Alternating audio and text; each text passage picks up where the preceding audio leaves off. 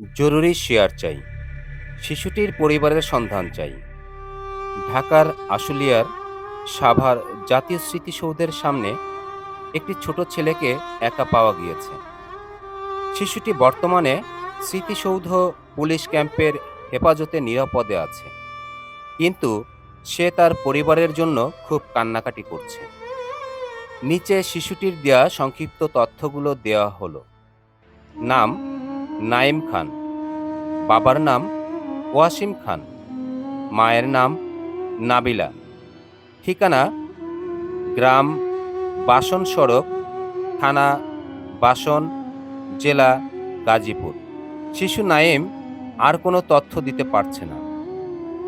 গাজীপুর এলাকার ভাই বোনেরা, আপনাদের পরিচিত কেউ যদি এই শিশুটিকে চিনে থাকেন কিংবা তার পরিবারের খবর জানেন, তবে দ্রুত যোগাযোগ করার জন্য বিনীত অনুরোধ করা হলো। আপনার একটি শেয়ার হতে পারে শিশুটির তার মায়ের কোলে ফেরার একমাত্র মাধ্যম।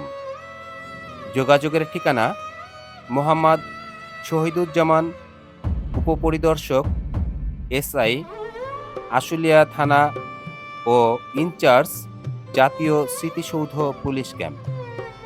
Mobile number 01723710601।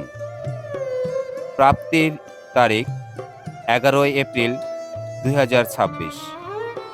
দয়া করে ভিডিওটি সবাই শেয়ার করুন। বিবেকের তাড়নায়, মানবতার দৃষ্টিকোণ থেকে কেউ এড়িয়ে যাবেন না। দয়া করে সবাই বেশি বেশি শেয়ার করুন। আপনার একটি শেয়ারের কারণেই এই নিখোঁজ কিংবা হারিয়ে যাওয়া মাদ্রাসা পড়ুয়া ছেলেটি তার পরিবারের সন্ধান দ্রুত পেয়ে যাবে এবং পরিবারের কাছে আমরা ফিরিয়ে দিতে পারবো ইনশাল্লাহ। দয়া করে সবাই ভিডিওটি বেশি বেশি শেয়ার করুন। মাদ্রাসা পড়ুয়া ছেলেটি গত 11 এপ্রিল সাভার জাতীয় স্মৃতিসৌধ এর আশেপাশে ঘোরাঘুরি করছিল।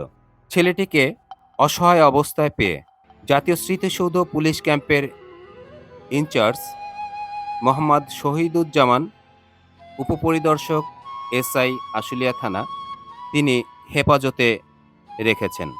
আমরা চাই সবার সার্বিক সহযোগিতায় ছেলেটিকে তার পরিবারের কাছে পৌঁছে দিতে। আল্লাহ ছেলেটিকে তার পরিবারের কাছে দ্রুত ফিরিয়ে দিন।